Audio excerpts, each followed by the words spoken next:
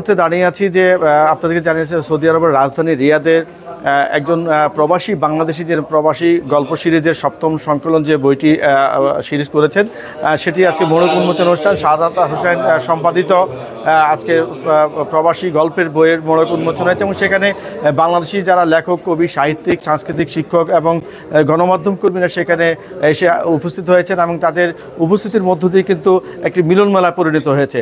আমরা এখন কথা বলবো যে প্রবাসী গল্প সিরিজে যিনি সপ্তম সংকলনের যিনি লেখক শাহাদাত হোসেনের সাথে আপনাদেরকে তাদের সাথে কথা বলার পরে আপনার বিস্তারিত জানাচ্ছি, আমাদের সাথেই থাকুন। যে আমরা এখন কথা বলছি বইয়ের যে প্রবাসী গল্প যে সিরিজের বইয়ের যিনি সম্পাদিত যিনি করেছেন সম্পাদক এবং বিশিষ্ট লেখক প্রবাসীর জনাব শাহাদাত হোসেন। আচ্ছা, আপনি এই যে প্রবাসীর গল্প বইটির নাম কেন দিলেন এবং প্রথম কবে থেকে আপনি শুরু করেছেন এই গল্প সিরিজে? প্রবাসে নানা ধরনের মানুষ থাকে, এদের এক একজনের জীবনের গল্প এক এক ধরনের হয়।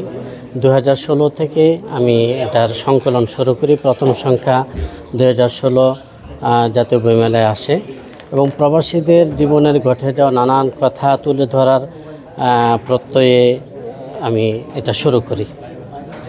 আপনি কি সামনে এই প্রবাসী গল্প সিরিজ নিয়ে আর কোনো পরিকল্পনা আছে কিনা বা সামনে আর কি করতে চাচ্ছেন? আমি আগামীতে প্রবাসীদের সমস্যাগুলো তুলে ধরে বিভিন্ন সময় বিভিন্ন ধরনের সিরিজ আমি তৈরি করতে চাই এবং সেখানে প্রবাসীদের বিভিন্ন ধরনের সমস্যা সম্ভাবনা সব কিছু এখানে আসবে ইনশাআল্লাহ।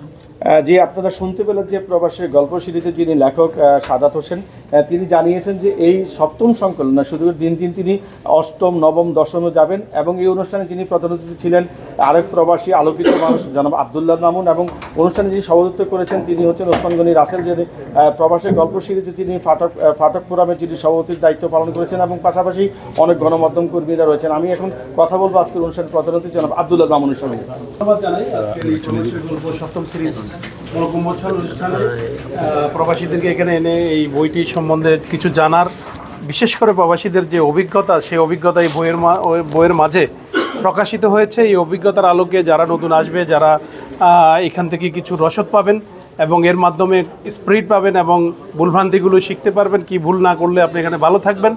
তাই এরকম একটি বই বিশেষ করে প্রবাসে এটা খুবই রেয়ার যে আপনি বইয়ের মোড়ক উন্মোচন অনুষ্ঠান বা এরকম, এখন মানুষের হাতে তেমন কোনো সময় নেই, এর মাঝেও যে একজন প্রবাসী হয়ে উনি এরকম একটি গল্প লিখে যাচ্ছেন, আমি ওনাকে ধন্যবাদ জানাবো এবং আমি মোহনা টিভিকে ধন্যবাদ জানাবো যে এই অনুষ্ঠানটিকে কভারেজ দেওয়ার জন্য এবং অ্যাজ লাইভ করার জন্য। এবং এভাবেই আমাদের প্রবাসে ভবিষ্যতে আমাদের এই লেখনীটা আরও বৃদ্ধি পাবে, এর মাধ্যমে আমাদের দেশ এবং জাতি উপকৃত হবে সে প্রত্যাশাই রাখছি। ধন্যবাদ মোহনা টিভির প্রতিনিধি জাহাঙ্গীর আলম হৃদয় ভাইকে। আসলে আজকে আমাদের প্রবাসীদের গল্প নিয়ে যেই বই লেখা হয়েছে প্রবাসের গল্প সিরিজের সপ্তম সংকলন আজকে মোড়ক উন্মোচিত হয়েছে। এই প্রবাসের গল্প সিরিজের সম্পাদক আমাদের হাফেজ শাহাদাত হোসেন ভাই। শাহাদাত হোসেন ভাইয়ের মতো আসলে আরও অন্যান্য প্রবাসী যারা আছেন সবাই যদি বিভিন্ন এই গল্প নিয়ে আসেন তাহলে আমি মনে করি আজকে যে আমাদের এখানে একটা মিলন মেলা হয়েছে পরবর্তীতেও ইনশাল্লাহ এর দ্বারা যেন অব্যাহত থাকে। বিশেষ করে প্রবাসী বাংলাদেশে এখানে যারা আছেন প্রত্যেককেই যার যার সুখ দুঃখ হাসি কান্না ইত্যাদি নিয়ে যদি আমরা গল্প লিখি তাহলে কিন্তু আমাদের এই ধারাটা অব্যাহত থাকবে এবং আমরা মাঝে মধ্যে এরকম সুন্দর সুশৃঙ্খল একটি মিলন মেলা করতে পারবো। ধন্যবাদ মোহনা টিভিকে, ধন্যবাদ জাহাঙ্গীর আলম হৃদয় ভাইকে। যে আপনাদেরকে এতক্ষণ জানানোর চেষ্টা করেছে যে প্রবাসের গল্প সিরিজে যিনি লেখক এবং যার সম্পাদনায় বইটি হচ্ছে শাহাদাত হোসেন এবং আপনারা দেখেছেন অনুষ্ঠানে যে অতিথি যারা এসেছেন সভাপতি এবং প্রধান অতিথি তারা এই বিষয়ে কথা বলেছেন। তারা একটি কথা বলছেন যে প্রবাসের মাটিতে বসে দেশীয় ভাবমূর্তিকে রক্ষার্থে যদি বেশি করে লেখার চর্চা করা হয় কাজের ফাঁকে ফাঁকে তাহলে বাংলাদেশ যেমন এগিয়ে যাবে, প্রবাসে বসে কিন্তু দেশের যে চিন্তা চেতনা সেটিও এগিয়ে যাবে।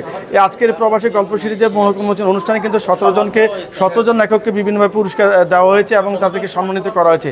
আগামী দিনেও এই ধারা অব্যাহত থাকবে বলে তারা জানিয়েছেন। মোহাম্মদ জাহাঙ্গীর আলম হৃদয়, মোহনা, সৌদি আরব।